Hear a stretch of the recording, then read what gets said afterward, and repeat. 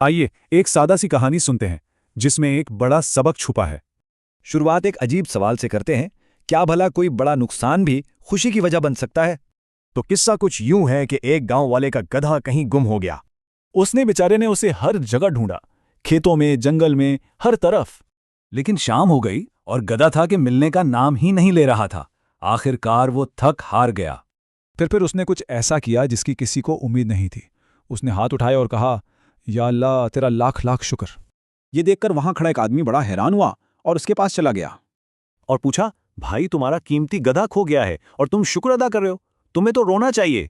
देहाती बस सुकून से मुस्कुराया और आसमान की तरफ देखने लगा।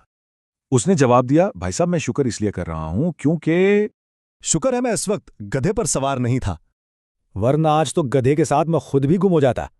ये छोटा सा लतीफ़ा हमें मुस्बत सोच के बारे में बहुत कुछ सिखाता है। इस कहानी का सबक बहुत सादा लेकिन गहरा है। मुस्बत सोच हो तो इंसान नुकसान में भी कोई ना कोई फायदा ढूंढ ही लेता है।